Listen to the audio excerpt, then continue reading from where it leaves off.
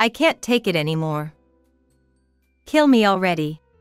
At the heartbreaking cry of my emaciated daughter chained up, I was left speechless.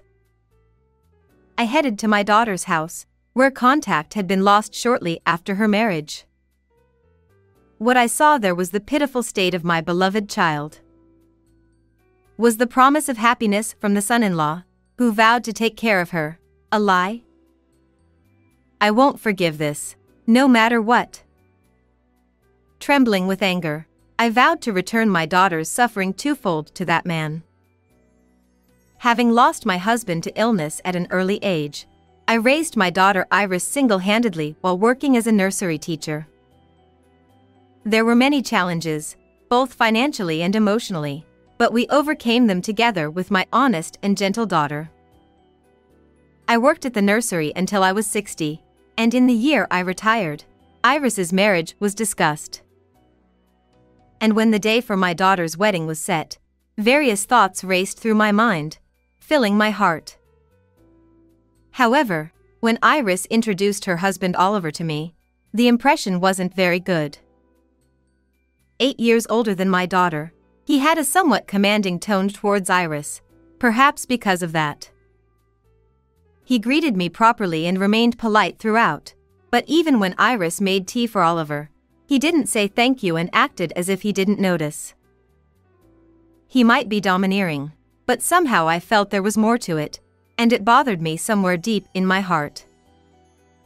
However, my daughter, who lost her father at a young age, might have been seeking some shadow of a father figure in Oliver, who was 8 years older.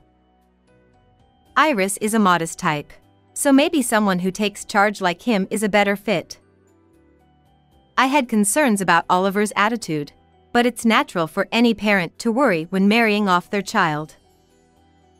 So, I decided to reconsider and warmly watch over their future together. Moreover, seeing Iris happily supporting him at the wedding, I felt reassured. After registering their marriage, the daughter and son-in-law began living in the house where he originally lived. Although it was in the same city as my house, Oliver's residence was on the outskirts of the city, surrounded by fields, with hardly any other houses nearby.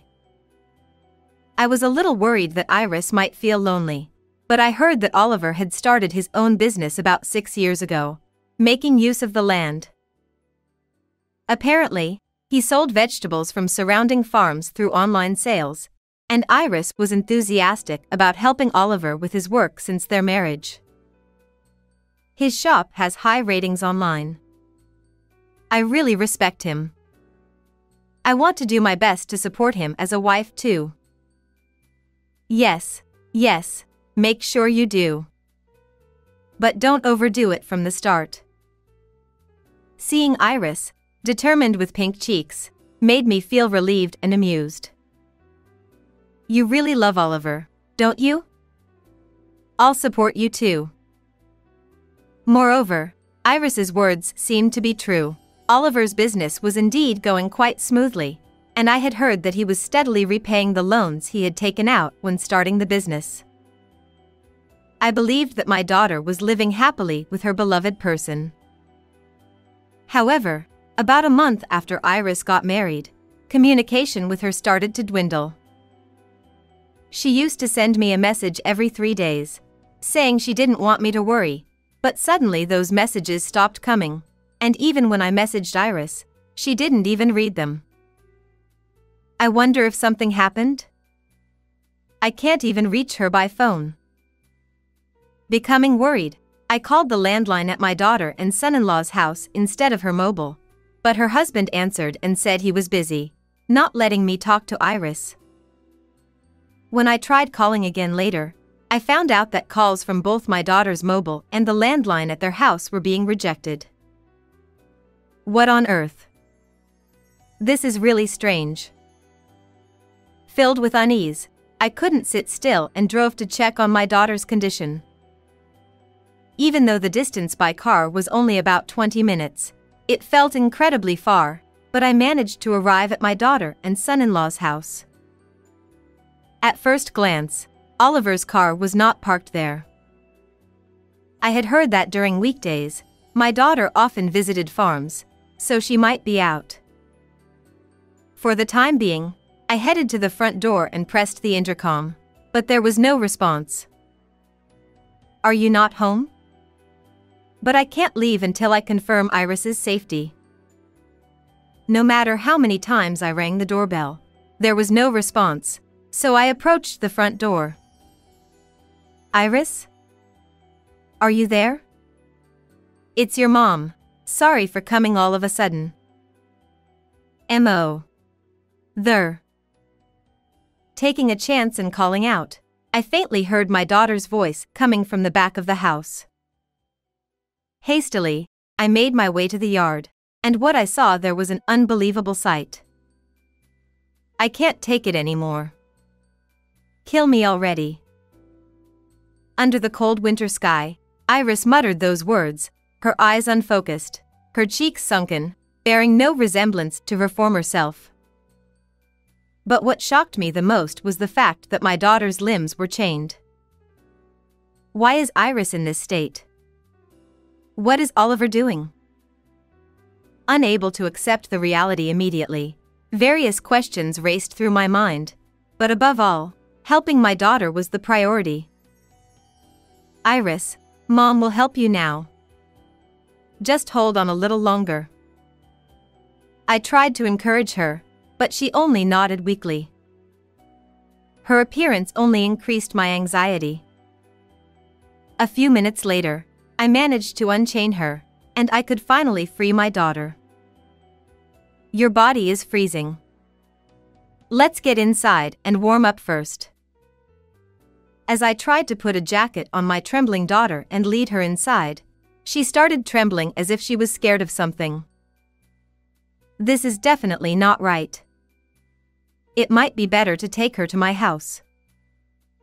I put Iris in the car, worried about her condition, and decided to take her to the hospital first. Although she was physically and mentally weakened, fortunately, there were no serious issues, and she was able to return home after receiving intravenous fluids just to be safe. Returning to the house where my daughter and I had lived together for many years, Iris seemed to regain some composure. "Here, drink this and warm up. If it's too much, you don't have to force yourself." What happened? After making hot milk tea, which Iris loved, I broached the subject. "Thank you." "Well, you see." As Iris took a sip of the milk tea, she began to speak little by little, revealing something shocking. It turns out, shortly after they got married and started living together, Oliver began to abuse Iris whenever something displeased him. Furthermore, she was made to work tirelessly from morning till night, ordered to find new farms to procure vegetables, and if she couldn't, she wasn't allowed into the house. I hugged my daughter as she said that, but at that moment, her phone started ringing continuously. When Iris looked at the screen, her complexion changed instantly. Curious, I looked at my daughter's phone and saw several messages from my son-in-law saying, "Where did you go? I won't let this slide. Iris, give your phone to Mom." "Take a break for today," I suggested, wanting my daughter to feel at ease. After taking her to the room she used before getting married, I sat in the living room thinking about the future, and once again, my daughter's phone rang. As expected, "It's him calling," I said to myself. The caller was indeed Oliver. "Hey, Iris. You think you can just go off with your mom? I'll make sure both of you regret it." When I answered the phone, my son-in-law, mistaking me for my daughter, suddenly started yelling. "Oliver, this is Iris's mother. How dare you treat my daughter so badly?" "What the? You took my wife without permission. I'm coming over there right now." As my son-in-law revealed his true nature, he raised his voice threateningly. "If you come over, I'll call the police," I said calmly, To which I heard Oliver click his tongue in irritation. Damn it, I'll let it slide today, but this isn't over yet. With frustration evident in his voice, my son-in-law hung up the phone. Feeling that I couldn't delay any longer in facing Oliver's wrath, I immediately took action to rescue Iris from her husband the next day. About a week after protecting my daughter, Oliver showed up at my house in a fury. Reluctantly answering the persistent doorbell, I found Oliver standing there like a demon. "Oh, didn't I tell you I'd call the police if you came over?" It's not about that. Oliver seemed to have rushed here as he was out of breath, showing signs of considerable agitation. "You're out of breath. I thought you'd be coming around this time." Knowing that my son-in-law would come, I welcomed him without hesitation, despite his sudden visit. "What's the rush?" The contract farmers suddenly stopped supplying vegetables, and I can't do business anymore. "Oh my, that's quite a problem." Suppressing the urge to laugh at his predicament, I casually replied, and Oliver glared at me fiercely. What do you mean by that? You know what you did. Oliver, appearing to be on the verge of grabbing me, began to edge closer and closer. So, I showed him Iris's smartphone and played a certain voice recording. What came through the recording was Oliver's angry shout. I'll make sure both of you regret it. What is this? This is the voice from when you called Iris before. I let various people listen to it. What? Who did you let listen to it? In fact, every year at the nursery school where I had worked for many years, I used to go to the nearby farms for sweet potato digging and rice planting. I still have friendly relations with several farmers, so I let them listen to the recording and exposed Oliver's true nature. His story quickly spread throughout the nearby farming community. It's everyone in the nearby farms. They were all very surprised. Upon hearing this, Oliver turned red with anger. What have you done? I'll sue you for obstruction of business. Who's in trouble here? The farmers said they were originally fed up with your attitude. Initially, it seemed that my son-in-law had been cautious around the farmers, but as soon as his online shop became successful, he became overbearing. So the farmers got together and decided not to supply vegetables to you. You brought this upon yourself. My son-in-law, who had no words to retort to my argument, stomped his feet in frustration. However, it seemed he had come up with something as his face suddenly lit up. You know, Iris is with me. She's on my side. Oliver declared loudly and started looking around. Oh, Iris. It's been a while. I missed you. Spotting my daughter, Oliver approached her with a flattering tone. Iris, you finally came out. It's okay because Mom is here. Hearing Oliver's voice, my daughter summoned her courage, nodded vigorously in response to me, and turned to face him.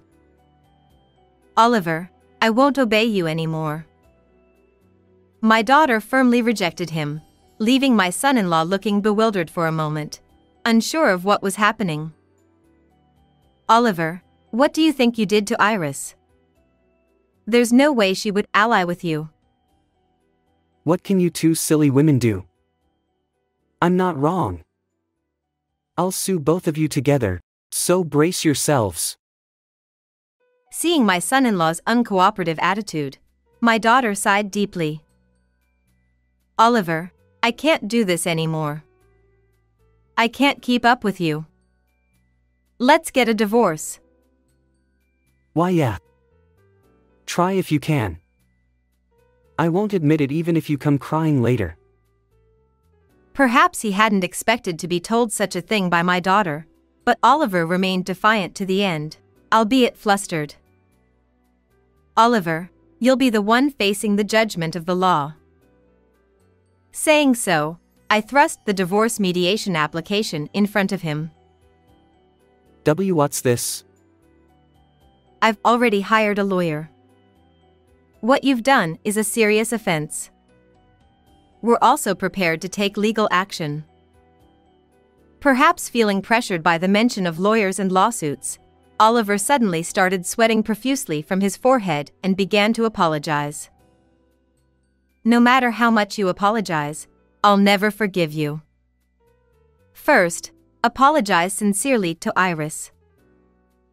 With a firm tone, I demanded this from Oliver, who then clung to Iris, begging for forgiveness. "Iris, I was wrong. I won't do it again."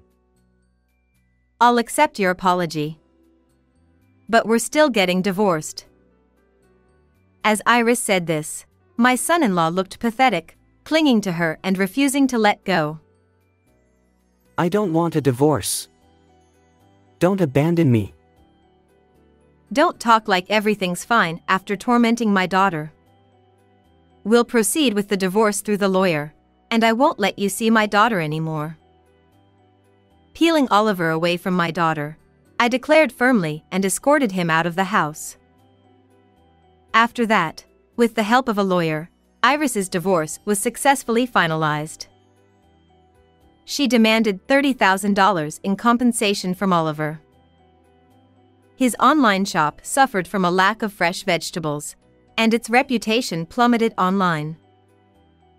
Despite his efforts to recover, including borrowing money from dubious sources, he ended up going out of business. With the payment of compensation and the ballooning debt repayment looming over him, it's unclear what he'll do next.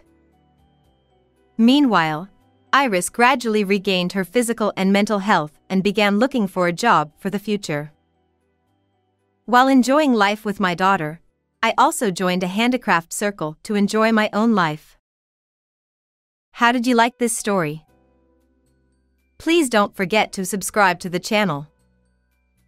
Well then, see you in the next video.